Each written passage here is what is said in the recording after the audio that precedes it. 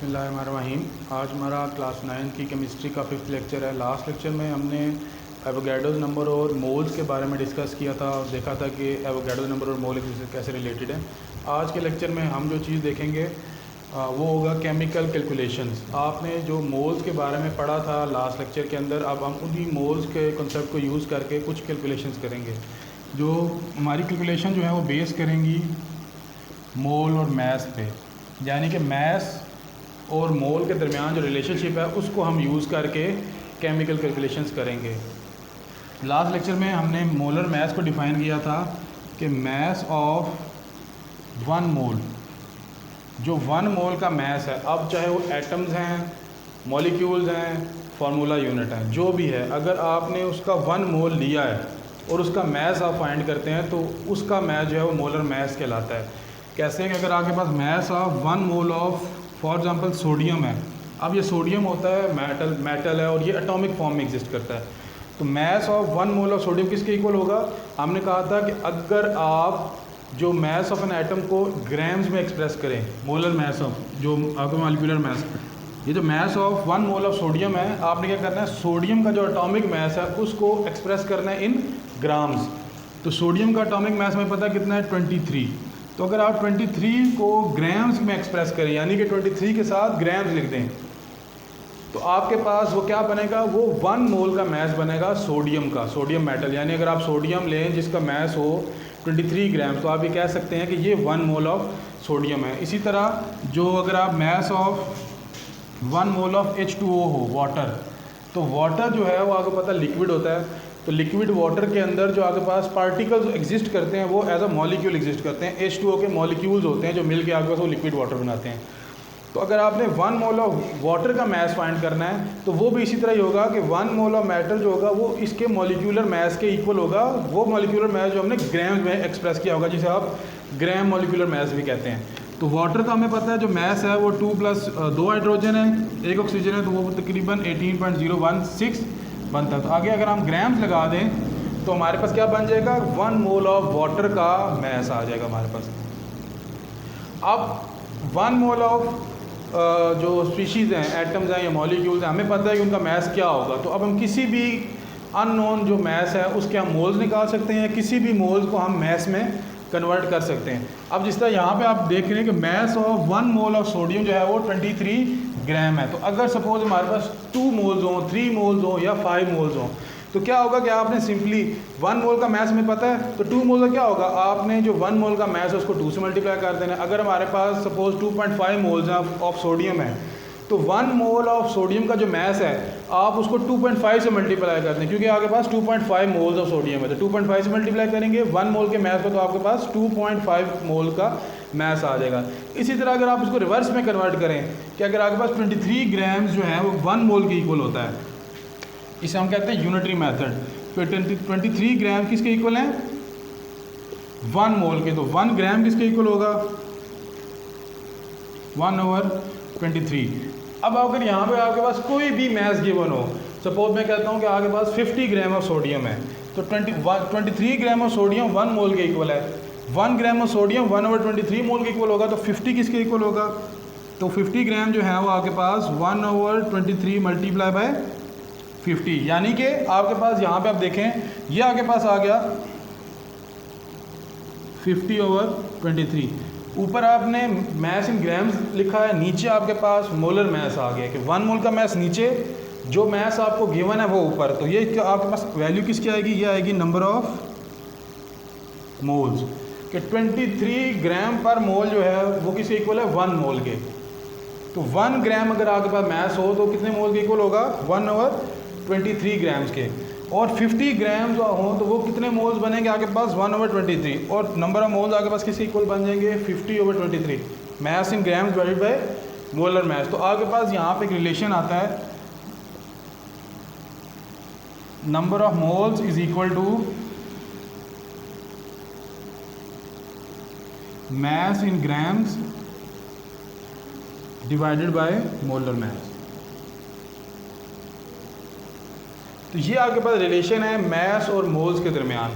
Mess in grams, sorry molar mass किसके equal है, mass in grams divided by molar mass. आपके पास अगर न्यूमेरिकल प्रॉब्लम है, केस स्टडी में नंबर ऑफ मोल्स पता है आपको, मैस इन ग्राम पता है आपको, दोनों इनमें से जो मोलर मैस तो हमें हर स्पीशीज़ का पता होता है क्योंकि हम वो फाइंड करते हैं उसके एटॉमिक मैस है या मॉलिक्यूलर मैस है। तो मोलर मैस तो हमें सबका मालूम होगा, मैस इन ग्राम ऑफ या मैस इन ग्राम्स हमें अननोन होंगे या आपके पास नंबर ऑफ मोल्स अननोन होंगे। इन दोनों में से जो भी चीज़ आपके पास अननोन होगी आपने सिंपली नॉन वैल्यूज़ को इस इक्वेशन में पुट करना है तो आपके पास अननोन वैल्यू का आंसर आ जाएगा। इसकी हम एक दो एग्जांपल सॉल्व करते हैं।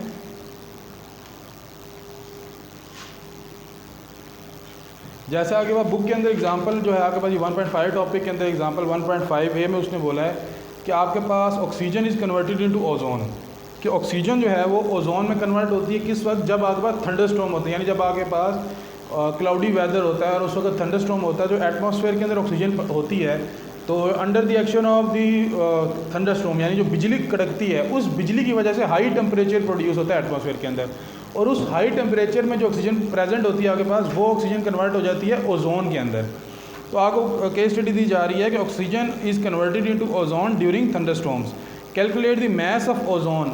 आपने ओजोन का मैस कैलकुलेट करना है if 0.95 moles of ozone are produce during a storm, कि एक स्टॉर्म आया उस स्टॉर्म के दौरान 0.95 मोल्स 9.05 मोल्स ऑफ ओजोन आपके पास बना है। तो आपने ये फाइंड करना है कि इस 9.05 मोल्स ऑफ ओजोन का मैस क्या होगा। तो आप फार्मूला दोबारा ज़हन में लाएं, number of moles is equal to mass in grams over molar mass. तो आपके पास नंबर ऑफ मोल्स गिवन है, क्वेश्चन के अंदर आपको बोला गया है कि 9.05 मोल्स ऑफ ओजोन प्रोड्यूस हुए, तो नंबर ऑफ मोल्स की जगह आ जाएगा नंबर ऑफ मोल्स जो कि हमारे पास पहले से गिवन है 9.05 is equal to mass in ग्राम आपने फाइंड करना है, अननोन है तो उसको हम एक्स कह लेते हैं। अब ओजोन आपके पास क्या होता है O3 फार्मूला है ओजोन का, तो इसका मोलर मैस क्या हो जाएगा 16 मल्टीप्लाई बाय 3, तो ये आपके पास 48 आ जाएगा। तो 48 से डिवाइड करेंगे, अब आपने x की वैल्यू फाइंड करनी है, 48 यहाँ डिवाइड हो रहा है, इक्वेशन की साइड पे आके मल्टीप्लाई हो जाएगा, तो आपके पास mass in gram of ozone जो है वो आ जाएगा 9.05 मल्टीप्लाई बाय 48, तो ये तकरीबन आपके पास बन जाएगा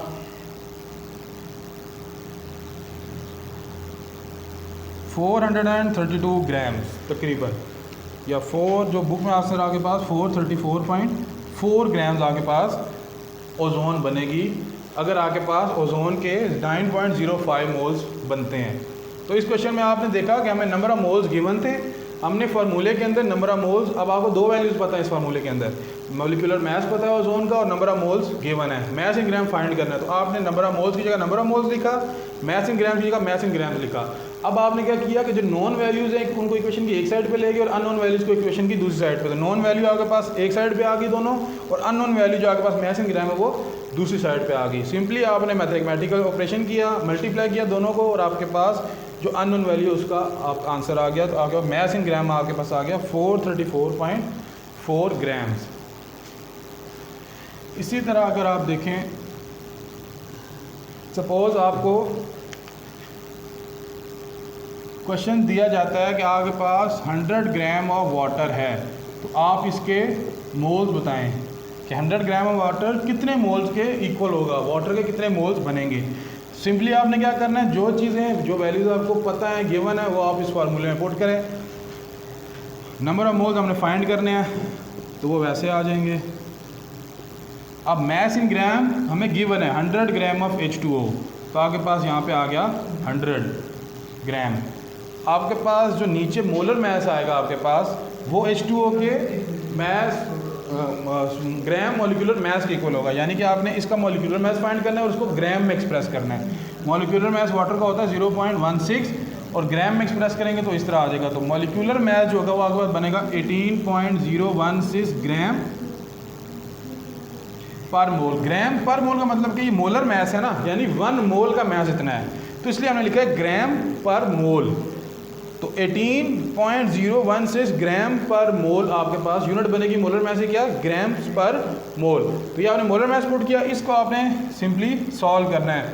सॉल्व करेंगे तो आपके पास आपके पास आएगी 5.56।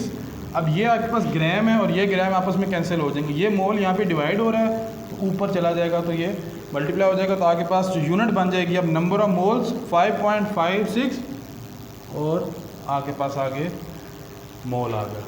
तो आपने अब यहाँ पे आपको मैथ गिवन था, आपके पास mass of water 100 gram of water given था, आपके पास नंबर ऑफ मोल्स आपने फाइंड करने थे। तो सिंपली आपने इक्वेशन के अंदर नॉन वैल्यूज़ को पुट किया, उसके बाद आपने नॉन वैल्यूज़ एक साइड पे, अननोन वैल्यूज़ दूसरी साइड पे, जो आपके पास ऑपरेशन मैथमेटिकल आ रहा है डिवीजन का, यहाँ पे आपने डिवाइड किया तो आपके पास आंसर आ गया number of moles of water. Number of moles of 100 gram of water कितने होंगे? 5.56 मोल्स। तो आज के लेक्चर में हमने देखा कि कैसे मोल्स और जो आपके पास मैस है, मैस ऑफ एन एटम या मॉलिक्यूल या फार्मूला यूनिट, ये एक दूसरे से रिलेटेड हैं। हमने इसके एक फार्मूला डिस्कस किया, फार्मूला ड्राइव भी किया और इसको फिर कुछ एग्जांपल भी सॉल्व की इस फार्मूले से रिलेटेड। तो इसके बाद आप देखेंगे बुक के अंदर आपको कुछ और एग्जांपल्स गिवन हैं, एग्जांपल नंबर 1.6, एग्जांपल नंबर 1.7 और उसके अलावा सेल्फ असेसमेंट 1.9। तो ये तीनों जो आपके पास है, एग्जांपल 1.6, एग्जांपल 1.7 और सेल्फ असेसमेंट 1.9, ये आप लोगों का होमवर्क है, इसको आपने घर में सॉल्व करना है। Thank you.